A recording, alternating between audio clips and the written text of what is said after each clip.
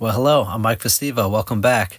In this video, we're going to cover a bunch of projects I tackled in the evenings after work last summer, my mini excavator. This is a Rippa R319, and these projects are something I probably wouldn't have taken on after work with a pickaxe and shovel, but something about hopping on the little mini X at an hour at a time and accomplishing a bunch of work was kind of relaxing, kind of a good way to unwind. My friend has this machine now, so we're going to go at the very end of the video, go down to his place and do a little 75-hour update on it and show some cool little mods he's done as well. So enjoy the video. So did a little bit of heavy duty weeding along this embankment here. Now just doing a little rake work to fine tune the last little bit. Moving the Rippa over here. This is where all my mill scraps come off my mill. That's the mill building up there on the hillside. This is the base of a terrace. I gotta get through all this wood at some point and cut it into some firewood. Going through just cleaning up this terrace where all the weeds have been slowly kind of cascading out of it. And I don't have a rake for this thing yet. I just ordered one so you guys can see that in action in the next few weeks. Found a pretty good price on one on eBay. It was cheap enough. It just really wasn't worth my time to build a rake for it. Found a log in the bushes here, just mostly brushing. I got some cherry trees down the hillside here, and the stuff around here in Washington grows up so fast. So getting in through here and just ripping out some of the old brush and kind of fixing up the little garden area and relocating logs and things like that. It's amazing what you can kind of do with a little machine like this. It's pretty helpful. As you guys have probably seen in some of my other videos, I've gotten a lot of work with this machine done. The last video I think I did on it was a 50-hour one-year review with it. Here I'm just cutting into this embankment, again removing a bunch of brush off the hillside, just kind of grows up, and recutting this terrace a little bit deeper, a little bit steeper at my place, and leveling out the lower hillside. And these are the kind of jobs that you're just not going to do on a late summer evening where you're going to grab a wheelbarrow, pickaxe, and shovel to move, 2 to 3 yards of dirt and brush. With the machine, you can get it accomplished pretty quick.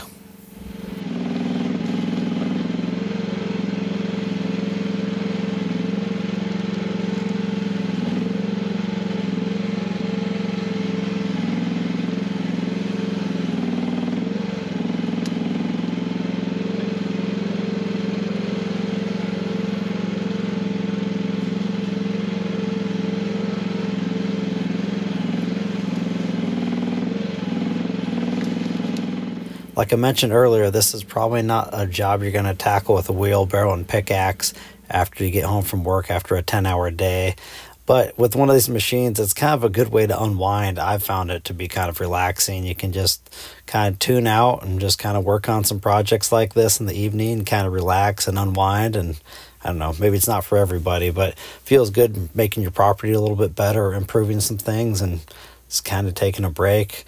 A machine, it's amazing what you can get done. If you've done a lot of labor around your property with wheelbarrows, pickaxe, and shovels, it kind of blows your mind what you can get done with a machine this tiny. I think this is only a 1,800-pound machine. It's not very big. They call it a 1-ton. And pretty useful. I would never buy one of these things without a hydraulic thumb plumbed into it already. You can get these things with manual thumbs and see how that hydraulic thumb swings all the way up and out of the way when it's not in use. Some of the manual thumbs and some of the other machines with hydraulic thumbs, they don't actually swing up all the way and they'll get caught up in the dirt when you're digging. So definitely get a hydraulic thumb on one. Well, got some good dirt work done this evening. Just slowly cutting back this old terrace I put in like years ago and just kind of clean up the bottom edge, getting rid of some old berry bushes and some things and trying to smooth it out down by my cherry trees. It's a big work in progress. This is below my sawmill and we have a whole bunch of terracing to do this summer up there, and we'll go up there next and I'll show you what I'm going to be doing. First I'll show you what I've already done through here. A little cleanup, still going to take some hand raking and some stuff like that, but sure beats the heck out of a shovel and a pickaxe and a wheelbarrow.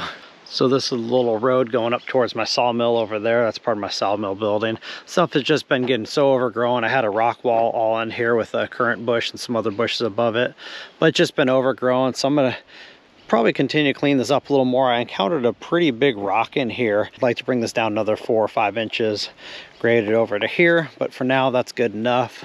Got a ton of mess to deal with still over here. This is all my sawmill overflow of just all my odds and ends. Still got to clean up more over here. Slowly kind of bringing down some little trees and cleaning up over here, but just cut this embankment back quite a bit.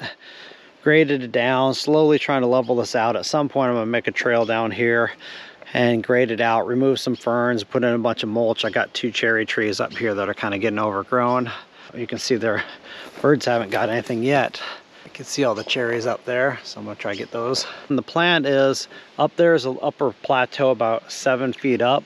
That's where my sawmill is. I wanna make a trail and a road that loops around here in the future. So here's my sawmill zone. It's been kind of getting unruly. Here's the mill. It's kind of getting overgrown. But yeah, this upper plateau, I actually want to cut this embankment back another 5-6 feet and put a storage building here. I can park my mini skid steer, my mini excavator in, and maybe articulating dump truck right over here. And we were just down the hillside here. There's the top of the excavator. Everything, if you don't use it, just starts getting all brushed in. Plan is to go into these woods, cut the cedar out, try to pop the stump out, clean up this area and make a loop around so I can come from this higher plateau down to lower one if I'm hauling logs through here. Definitely gonna be a big cleanup job here, cutting this embankment back.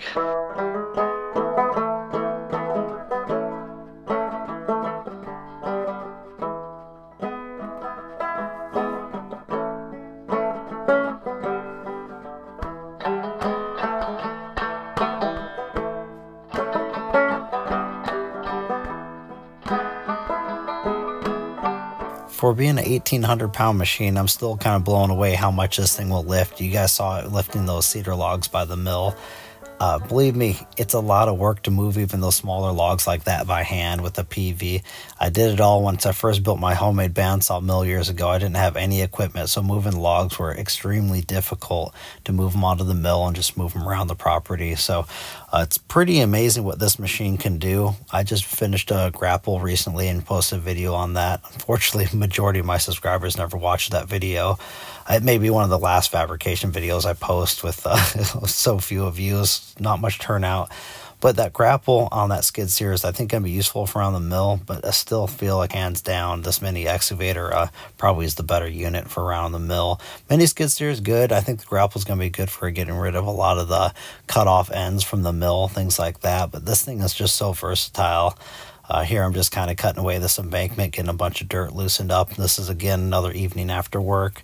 I have a bad back. I know I've mentioned that in previous videos. I was in a really gnarly car accident when I was younger and had to have 3 of my vertebrae fused. And I've done a lot of manual work over the years with pickaxe and shovels and wheelbarrows. I'm kind of done with it. I want to save my body. I want to keep it in good shape for hiking and other good stuff like that. So I'm just sharing my ideas and my thoughts on this machine, why I purchased it originally, and it's been holding up. But I didn't know how it was going to be when I first bought it. I tried to find the best machine I could with pins and bushings and things like that, and just sharing these videos to show you guys what my experience has been so far with it.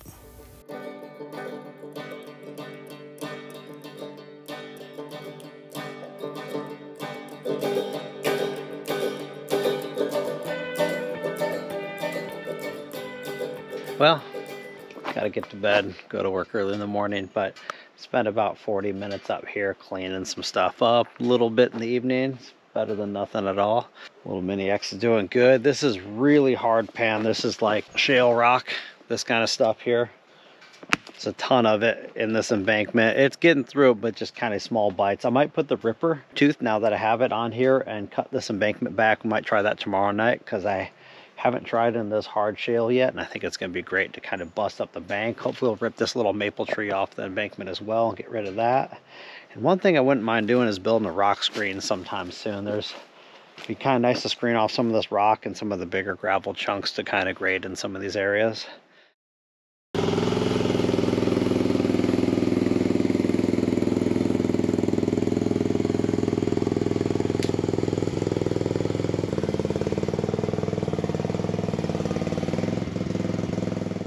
So I definitely didn't like, and you guys heard me complain about this in the past, that you got to pull the seat on this little R319 and to get down in the engine bay a little bit to fill up the Briggs & Stratton fuel tank.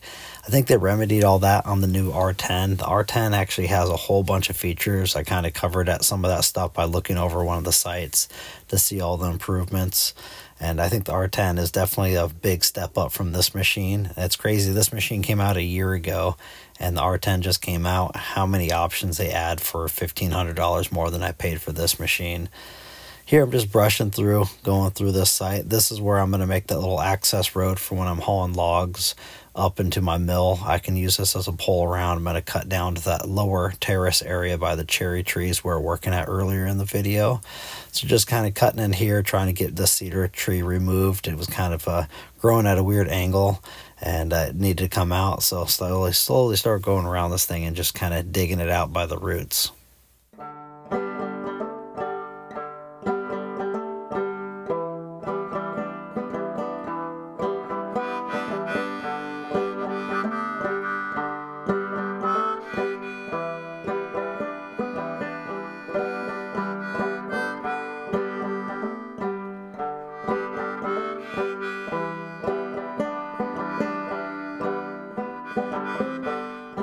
I want to give a little shout out to Bison Equipment YouTube channel.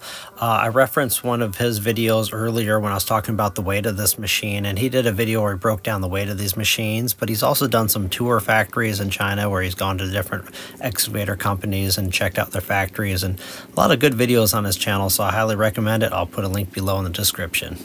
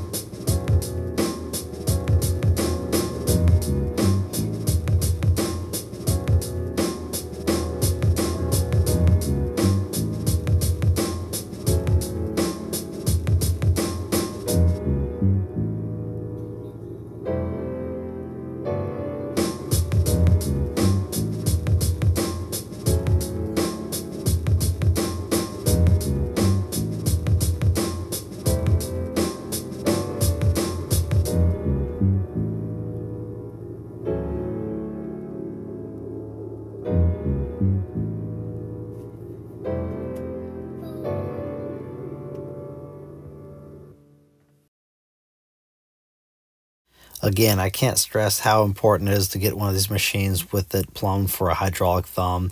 Make sure that thumb folds up all the way out of the way when you're not using it, so you're not hitting on the ground when you're digging trenches. Throughout the day when you're running this machine, you use it countless times to grab small logs, big rocks, brush, whatever it is. That thumb is super useful. See right here, you can see the bucket. See how that thumb sits right up against that cylinder, right with the stick right there. Some of these machines, it hangs way out and never folds up out of the way, so that's a crucial thing to look at. Also, if you're looking for any type of mini excavator, whatever machines are on the internet, whatever you're looking at, make sure it's got pins and bushings for all the joints and everything. I cover all that in my first video on this machine. If you're not sure what that's all about, you might want to go through and look at my first video. I cover that a little bit more in detail. Auxiliary hydraulics on the boom here. Not only does it have that thumb, it also has those auxiliary valves right there, so you can shut off the hydraulic thumb, and you can actually run an auger, a tilting bucket, jackhammer, a lot of other things like that. I mean, these things are super useful, and they got so many different attachments available for them.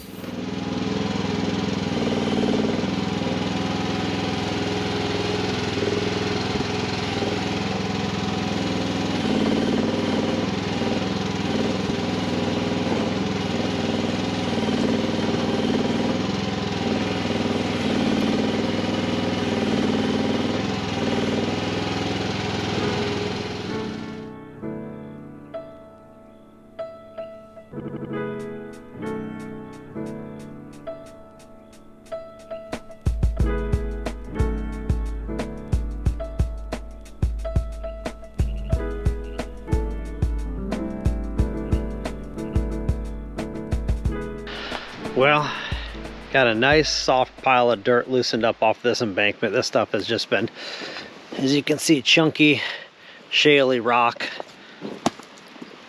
all this stuff embedded, especially towards the bottom here, but I've been breaking it up pretty well. And have a bunch of dirt here. I would say probably 3 yards maybe loosened up here, and I can start moving that over there, terrace that out, and make a little drive kind of where I pulled that cedar down. I can drive right through.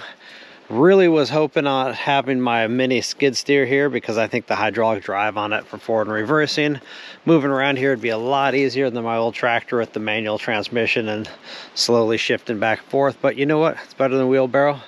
Idea is to cut this embankment back another few feet all the way that way, and yeah, move it down here, terrace it out, clean all the brush up, and build a small structure to park some of my mini excavator and my articulating dump truck in over here.